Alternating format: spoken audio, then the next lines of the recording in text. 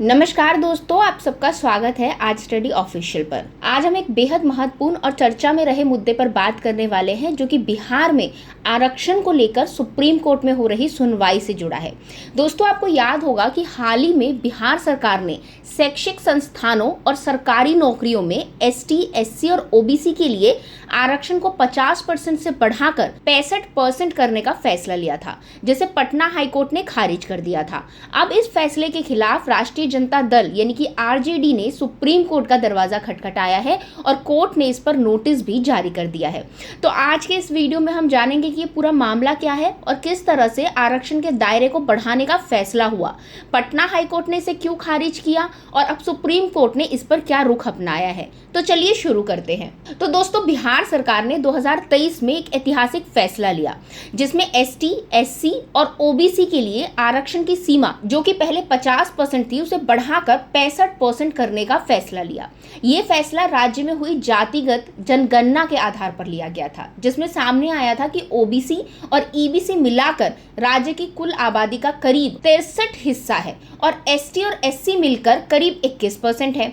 इस जातिगत जनगणना के बाद बिहार सरकार ने सोचा कि इन समुदाय को सरकारी नौकरी और शैक्षिक संस्थानों में ज्यादा आरक्षण दिया जाए ताकि इन्हें बेहतर अवसर मिले। इस पर सरकार ने बिहार संशोधन अधिनियम 2023 को लागू किया। लेकिन दोस्तों, पटना हाईकोर्ट ने 20 जून 2023 को इस फैसले को खारिज कर दिया। कोर्ट का कहना था कि ये फैसला संविधान के अनुच्छेद 16(4) के तहत निर्धारित 50% आरक्षण सीमा का उल्लंघन करता है।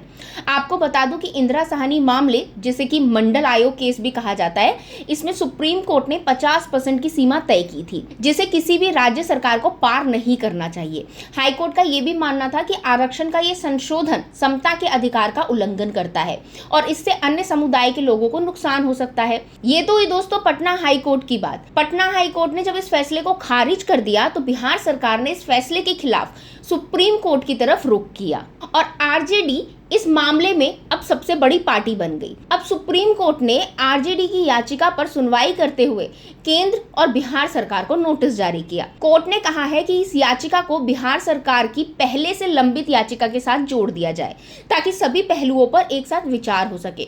यहाँ पर यह जानना जरूरी है दोस्तों कि सुप्रीम कोर्ट ने पहले ही 29 जुलाई को इसी तरह के 10 अन्य याचिकाओं पर सुनवाई करते हुए पटना हाईकोर्ट के आदेश पर रोक लगाने से इनकार कर चुकी है। हालांकि सुप्रीम कोर्ट ने यह भी कहा है कि वह इस मामले को गंभीरता से देखेगा और आने वाले समय में विस्तृत सुनवाई करेगा। अब दोस्तों, इस मुद्दे पर आरक्षण को लेकर देश भर में बहस तेज हो गई। कई लोग का मानना है कि जातिगत आधार पर आरक्षण को बढ़ाना जरूरी है ताकि समाज के कमजोर वर्गों को अधिक अवसर मिले। तो वहीं दूसरी तरफ कुछ लोगों का तर्क है कि आरक्षण की सीमा बढ़ाने से सामान्य वर्ग के लोगों के लिए अन्याय हो जाता है, क्योंकि उनके लिए मौके सीमित हो जाते हैं। इसी बीच बिहार का ये मामला और भी संवेदनशील हो गया है, क्योंकि इसमें राज्य की राजनीति भी काफी जुड़ गई है। नीतीश कुमार की सरकार इस आरक्षण विस्तार को अपने एक बड़े फैसले के रूप में देख रही है, जबकि विपक्षी पार्टियां इसे गलत ठहरा रही है। तो दोस्तों, ये था पूरा मामला बिहार में आरक्षण विवाद का।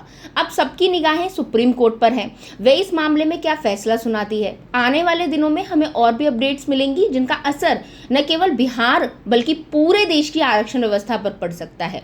तो दोस्तों, अगर आपको ये वीडियो जानकारीपूर्ण लगा हो तो इसे लाइक और शेयर जरूर करें। साथ ही हमारे चैनल आज स्टडी ऑफिशियल को सब्सक्राइब करना ना भूलें, ताकि आपको ऐसे ही महत्वपूर्ण मुद्दों पर जानकारी मिलती रहे। Thank you.